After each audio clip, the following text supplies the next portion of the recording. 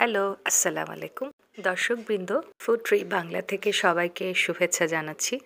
মটরশুঁটি দিয়ে পোলাও পরিবারের সবারই খুব পছন্দের খাবার। কড়াইয়ে 1.5 কাপ তেল দিয়ে দিচ্ছি। একে একে গরম মশলাগুলো ছেড়ে দেব।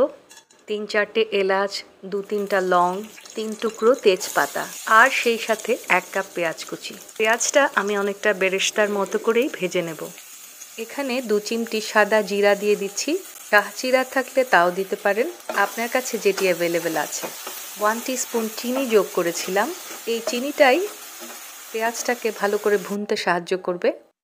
পোলাওয়ের চাল, চিনি গুঁড়া 1.5 কাপ আন্দাজ ভালো করে কচলে কচলে ধুয়ে পানিতে ভিজিয়ে রেখেছি। পাশাপাশি পেঁয়াজটা ঘন ঘন নেড়ে দেব।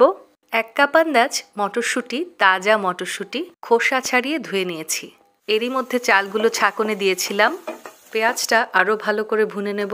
পুরো গোল্ডেন কালার আসা পর্যন্ত ওয়েট করব। এই তো হয়ে এসছে। এবারে যোগ করে দিচ্ছি 2 টেবিলস্পুনের মতন আদা রসুন পেস্ট। নাড়াচাড়া বন্ধ করা যাবে না। 1.5 কাপ পোলাওয়ের চালের সাথে আমি প্রায় 4.5 কাপ পানি যোগ করব। পোলাওয়ের চাল দিয়ে দিচ্ছি। যেহেতু আমি ঘরোয়াভাবে ঝটপট পোলাওটা রান্না করছি 4 জন সদস্যের জন্যে, অন্যথায় আমি এখানে একটা করে স্টার অ্যানিস ও বড় এলাচ ব্যবহার করে থাকি।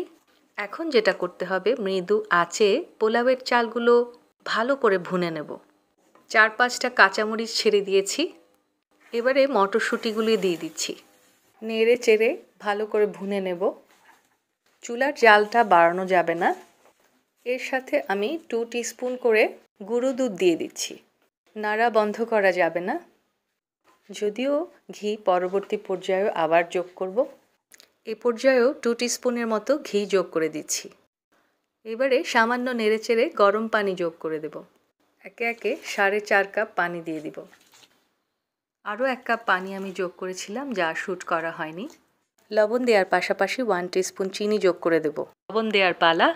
এবার মিক্স করে নেব। লবণ আপনারা আপনাদের স্বাদ মতোই যোগ করবেন। আমি এখানে 3 টিস্পুনের মতো দিয়েছি। এবারে চুলোর জাল কিছুটা বাড়িয়ে দেব। মাঝারি আঁচে রান্না করব। বলক এসে মাখা মাখা হওয়া পর্যন্ত অপেক্ষা করব। মাখা মাখা হয়ে এসেছে। চুলোর জাল আবারও একেবারেই কমিয়ে দেব। বাবল ফুটতে দেখা যাচ্ছে। এ পর্যায়ে ঢাকনি দিয়ে ঢেকে দেব।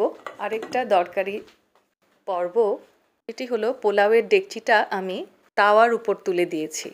ভাপে আমি সর্বমোট 10 মিনিট রাখছি। তবে 5 মিনিট পর আমি ঢাকনাটা উল্টে একটু নেড়ে চেড়ে আবারও ঢেকে দেব। উপরের অংশটা একটু লেভেল করে দিব। আবারও 5 মিনিট দমে দিচ্ছি। চুলার সর্বনিম্ন আঁচে দমে দিয়ে রাখছি। পোলাওটা হয়ে গেছে, এবার জাল বন্ধ করে দিয়েছি। এই তো ঠান্ডা করে পরিবেশনের পালা।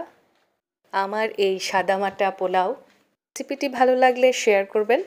চ্যানেলে নতুন হলে সাবস্ক্রাইব করে পাশে থাকবেন। আল্লাহ হাফেজ। আসসালামু আলাইকুম।